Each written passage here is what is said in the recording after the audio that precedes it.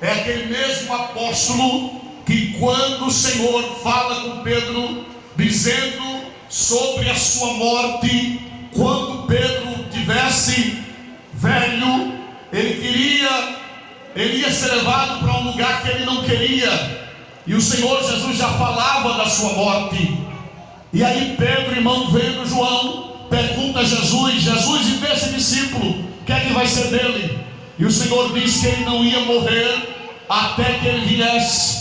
Mas isso falava, meus irmãos, que João não ia morrer como os demais. Todos os apóstolos, exceto João, alguns deles foram decapitados, outros crucificados, como Pedro de cabeça para baixo, como André em cruz de X, outros esfolados, outros partidos ao meio. Mas o apóstolo João, este não morreu. Tentaram até matá-lo, aleluia, dentro de um caldeirão fervente de óleo, mas milagrosamente o Senhor livra João da morte, e João não morre, escapa ileso, assim como Daniel escapou da cova dos leões ileso, como Sadraque, Mesaque e Abednego também escaparam da fornalha de fogo ardente ileso.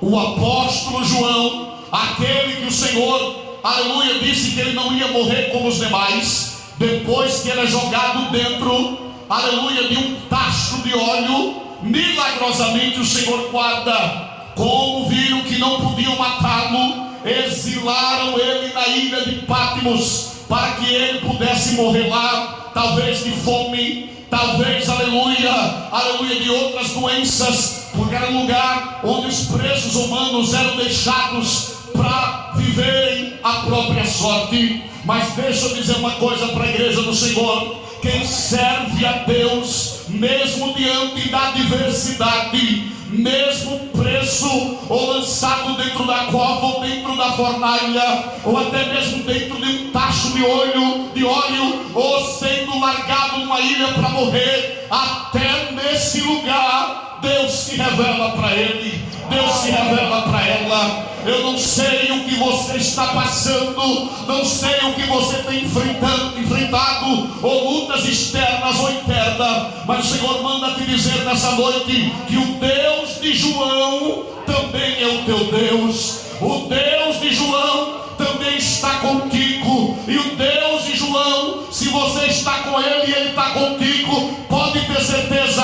vai ter livramento nesse deserto, vai ter livramento nessa situação, vai ter mover de Deus, vai ter milagre, vai ter maravilha. E na ilha de Patmos o Senhor dá para João a maior revelação de todo o Novo Testamento, dada a um determinado apóstolo. É bem verdade que Paulo teve visão do céu, Paulo teve revelações do céu, mas ninguém como João teve revelação da doutrina das últimas coisas. É bem verdade que a parte B do versículo sobe para cá, porque eu irei te falar das coisas que irão acontecer, que breve irão acontecer, das coisas que virão acontecer. No capítulo de número 1 do livro de Apocalipse, João ouve uma voz, e quando ele olha para trás, ele vê um homem, aleluia, e diz a Bíblia que os seus olhos desse homem eram olhos como chama de fogo, o cabelo desse homem era branco como a lã,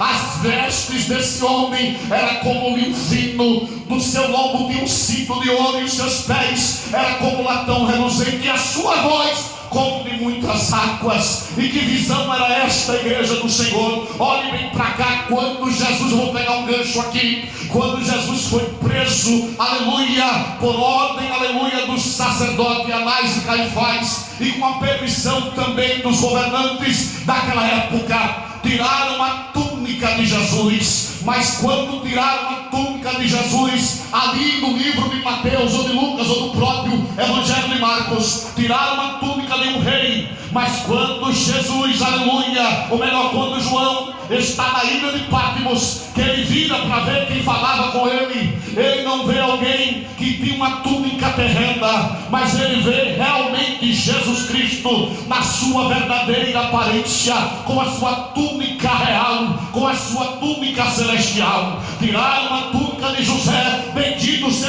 do Senhor. Os próprios irmãos de José tiraram a túnica dele, mas depois Deus se levantou do trono e deu uma túnica de governante de toda a terra do Egito. Tiraram a túnica de Jesus, porque quem usava a túnica era rei, mas tiraram a túnica da terra, mas a túnica do céu João veio lá na ilha de Patmos. Bendito seja o nome do Senhor. Igreja do Senhor, aqui no capítulo 4, a Bíblia fala no versículo, no capítulo 2, no capítulo também 3, o Senhor fala às 7 igrejas da Ásia, aos anjos de cada uma dessas igrejas. Mas quando ele termina de falar para a última igreja, a igreja de Laodiceia, ele começa a falar agora para João, dizendo para João: vem para cá, João, sobe até aqui. João vê uma porta aberta do céu, e a voz que falava com ele era como a voz de trombeta, e ele diz: que voz é essa? Que voz poderosa é essa? E quando ele termina de ouvir aquela voz que diz que tem uma porta aberta no céu, porque a porta estava aberta no céu, a voz diz: sobe para cá, porque eu hei te mostrar o que vai acontecer muito em breve, os próximos acontecimentos. Igreja do Senhor, as 7 igrejas da Ásia, há quem diga que é 7 períodos da igreja, há quem diga também que é 7 tipos de crente. Eu prefiro acreditar, e nós também assembleanos acreditamos, que há 7 períodos da história da igreja, 7 fases da igreja. Vivemos na época da fase da igreja de Laodiceia, uma igreja que não era nem quente nem fria, era uma igreja morna, uma igreja que se achava rica, mas era pobre, era miserável, era cego e nu. E o Senhor aconselha para aquela igreja que compre ouro refinado no fogo, aleluia, e compre vestes também para que se cumpra. Mas preste muita atenção no capítulo 4, depois das 7 igrejas da Ásia, subentendemos que a igreja não está mais aqui na terra, a igreja já foi arrebatada. O apóstolo Paulo escreve lá em 1 Tessalonicenses capítulo 4, versículo 12 diante, dizendo: não quero, pois, irmãos, que sejais ignorantes acerca dos que já dormem, como alguns que ainda não têm esperança. Mas se Deus o ressuscitou, se Deus ressuscitou a Jesus, nós também iremos ressuscitar, assim como ele ressuscitou, aleluia. E fala que Jesus vai vir com voz de arcanjo, aleluia, com voz de arcanjo. E a Bíblia diz, meus irmãos, que aqueles que morreram com Cristo ressuscitarão primeiro, mas depois nós, os que ainda estivermos vivos, seremos arrebatados com o Senhor nos ares. E a Bíblia diz que ali estaremos para sempre com o Senhor, aleluia. Deixa eu dizer uma coisa para vocês. João capítulo 14, versículo 1, o Senhor disse assim: não se turbe o vosso coração. Ele não está falando com os gentios, ele está falando com a igreja. E eu quero ouvir a voz e a mão daqueles que realmente é a igreja do Senhor. Se você puder, por gentileza, dê um brado de glória para aquele que vive e reina para todos sempre e eternamente, aleluia. A igreja do Senhor, ela vai ser arrebatada. A igreja do Senhor, o Senhor nesse momento está preparando morada para a igreja. Em João capítulo 14, versículo 1 em diante, o Senhor disse: não se turbe o vosso coração, credes em Deus, crede também em mim. Na casa de meu pai há muitas moradas, se não fosse assim eu não teria dito, mas eu vou preparar lugar. E quando eu preparar lugar, igreja do Senhor, virei outra vez e vos levarei para mim mesmo, para que onde eu estiver, estejais vós também. Ei, eu aprendi uma coisa tremenda na Bíblia, eu quero compartilhar com vocês. Todo homem na Bíblia Sagrada que decidiu ter uma vida com Deus, a exemplo de Enoque, a Bíblia diz, igreja do Senhor, na genealogia,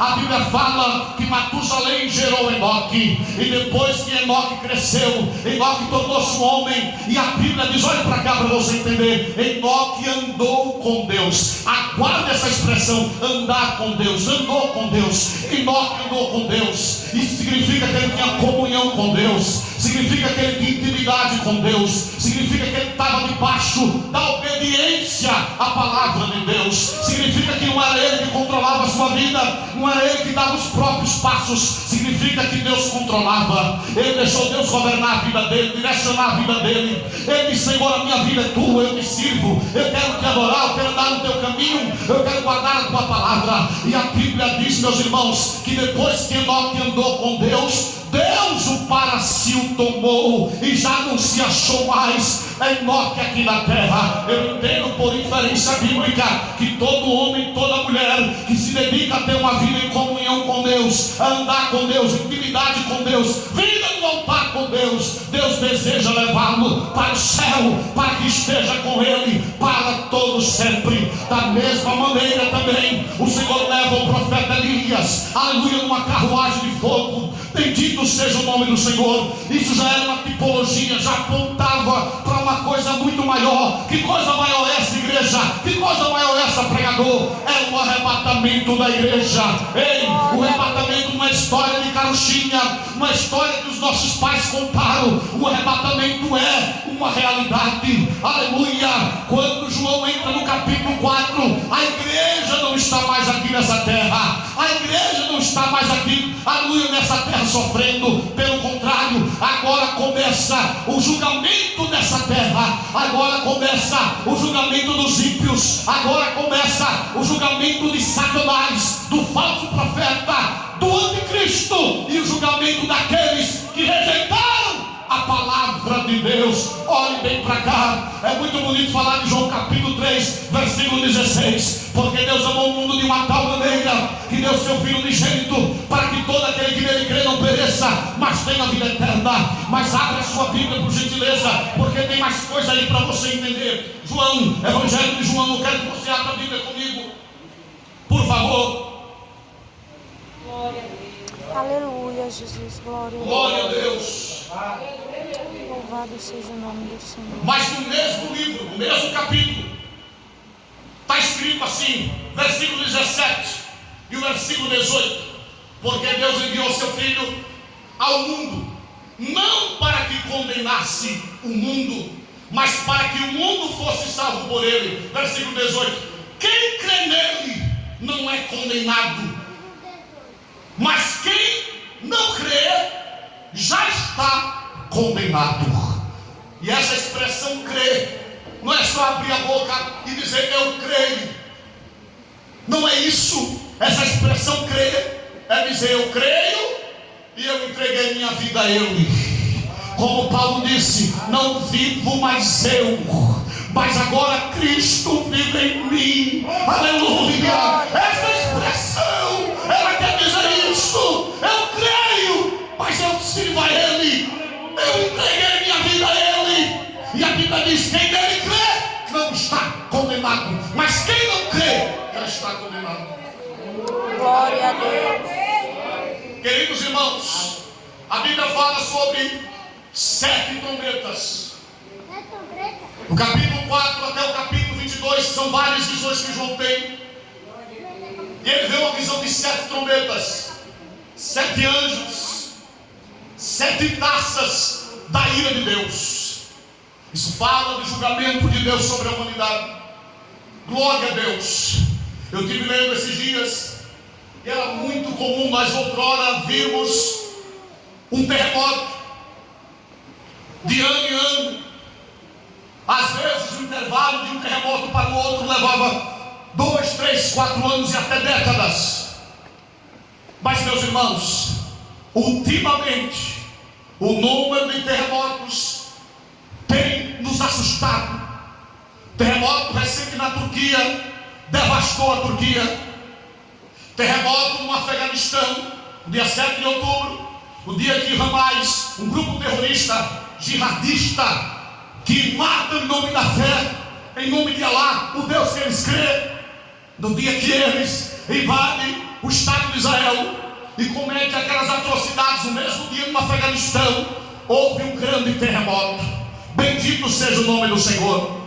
Está tendo terremoto em várias partes do mundo, vez ou outra, simultaneamente. O número de terremotos tem aumentado, e um dos sinais da Bíblia Sagrada sobre os últimos tempos é justamente terremotos. Mas além de terremotos, também a Bíblia fala de maremotos, que é tsunamis, que são grandes marés de águas causados por tremores subaquáticos, por vulcões subaquáticos que entraram em erupção.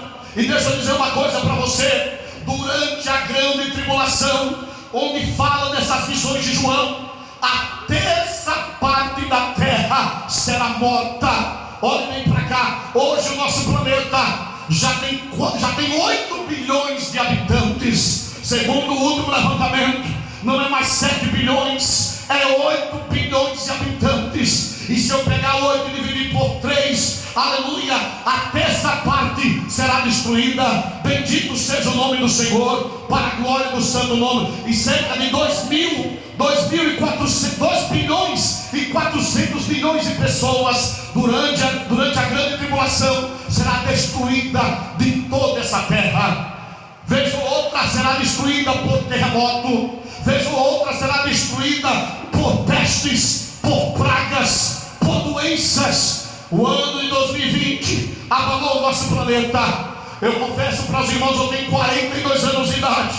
Eu já vi muita doença. Eu já vi a AIDS matar muitas pessoas. Eu já vi o Ebola matar muitas pessoas. Mas eram crises locais, crises na África, crises em outros continentes. Eu já vi a malária matar muitas pessoas, mas eram focos locais, em lugares específicos. Mas o ano de 2020, bendito seja o nome do Senhor, aleluia. Uma serva de Deus, meses antes, ela profetiza numa pregação que Deus ia mandar sobre a terra uma grande doença que ia atingir o planeta inteiro. E nós fomos pegos por um tal de Covid-19, uma doença que se alastrou, aleluia, bendito seja Deus, somente no Brasil. Infelizmente, mais de 600 mil pessoas foram mortas. Há quem diga que esse número foi o número abrangido, não foi exatamente esse número, não importa. O que importa é que nós somos pegos com uma crise sanitária muito grande, e nós ficamos à mercê das autoridades, e entendemos como nós somos frágeis, como nós não somos nada, mesmo tendo dinheiro, riqueza e posse, e até, meus irmãos, um diploma, aleluia, uma formação, aleluia. Diante desses problemas, nós não somos absolutamente nada. E eu tenho uma palavra para dizer para vocês: bem-aventurado, de acordo com a palavra, são aqueles que fazem parte da primeira ressurreição. E a primeira ressurreição, bendito seja Deus, é aquela que eu acabei de falar em Tessalonicenses, 1 Tessalonicenses capítulo 4. É quando o Senhor descerá nas nuvens do céu, com voz de arcanjo, com trombeta de Deus e voz de arcanjo, aleluia, para arrebatar sua igreja. E aqueles que estiver vivo, aleluia, não eles precederão os que dormem. Primeiro quem dorme ressuscita, e depois quem estiver vivo será arrebatado para o céu. Essa é a primeira ressurreição. Mas a Bíblia diz: ai daqueles que participarão da segunda ressurreição. Bendito seja o nome do Senhor. Aqueles que vão ficar, eles vão presenciar catástrofe gigantesca no planeta. A Bíblia fala no livro de Apocalipse de uma estrela que vai cair no céu. O nome dessa estrela é Absinto. Às vezes a gente fica imaginando e fica até entusiasmado e abismado com tanta tecnologia que a NASA tem, que outras agências espaciais têm, como a China está tendo no momento. A China está produzindo em laboratório, aleluia, um ambiente semelhante ao Sol, como se fosse uma pequena estrela semelhante ao Sol. A China recentemente lançou um satélite para a parte escura da Lua, coisa que nenhuma outra nação ainda havia chegado lá. Mas deixa eu dizer uma coisa para vocês: nenhuma destas nações é capaz de prever em detalhes, em exatidão, quando um asteroide possa atingir o nosso planeta. Com tanta tecnologia, lançaram recentemente um telescópio chamado James Webb, que alcança galáxias bem distantes. Mas esse telescópio, ele está focado para uma determinada visão. Existem câmeras que têm uma visão ampla até